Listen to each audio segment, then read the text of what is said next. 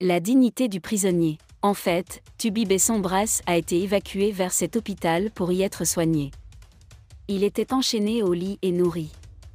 Maurice Canteau le regrette. Compte tenu de la dégradation de son état de santé, rien ne justifie la suspension de ce compatriote. Désolé de vous interrompre, ce rapport peut contenir des commentaires soumis au choix de l'auteur.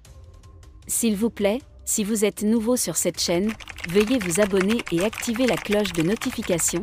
De cette façon, vous serez averti lorsque nous publierons de nouveaux rapports sur cette même chaîne. Merci. Cette photo choquante rappelle notre jeune camarade Rodrigo Ndago Koufta décédé dans un grave accident médical avec des chaînes autour des jambes et des poignets. Son corps était alors très faible. Cela rappelle également d'autres prisonniers anglophones qui ont été enchaînés à des lits d'hôpitaux et sont morts dans des conditions aussi inhumaines, a condamné l'homme politique.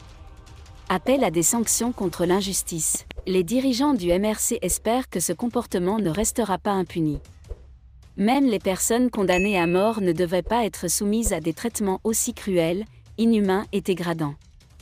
Le prisonnier reste un homme et son crime, quel qu'il soit, ne peut détruire notre propre humanité. Les autorités médicales ont rompu leur serment en autorisant le bureau des prisons à agir ainsi. Le Premier ministre, le procureur général, le Lord Privy en charge de l'administration pénitentiaire et le ministre de la Santé publique doivent prendre de toute urgence les sanctions appropriées contre toutes les personnes impliquées dans ce scandale qui manque de respect à notre pays. En outre, le gouvernement doit veiller à ce que de tels comportements ne se reproduisent plus sur le territoire de notre pays, quelle qu'en soit la raison, a déclaré l'homme politique. Je profite de cette occasion pour réitérer la nécessité et l'urgence pour notre pays de sortir de la guerre civile en cours dans les régions anglophones du pays grâce à un dialogue politique inclusif incluant tous les acteurs impliqués dans le conflit dans la région, a conclu Maurice Cam dans sa déclaration. Le président du Cameroun, Paul Biya, a réagi avec émotion à un incendie tragique qui s'est éclairé dans la nuit du 17 au 18 décembre sur une base pétrolière de la ville de Conakry, en Guinée. Même si des dizaines de personnes ont été tuées et de nombreuses blessées, le chef de l'État a tenu à exprimer sa solidarité avec le peuple guinéen.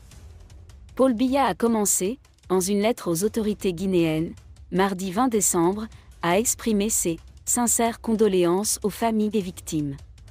Il a également souhaité un prompt rétablissement aux victimes de la tragédie. Merci d'être resté avec nous jusqu'à ce point, comme toujours pour promouvoir la liberté d'expression. Laissez vos opinions à ce reportage dans la section commentaires ci-dessous. Si vous avez aimé cette vidéo, merci de liker, partager, commenter et surtout vous abonner à la chaîne. Et on se retrouve très vite pour une prochaine vidéo.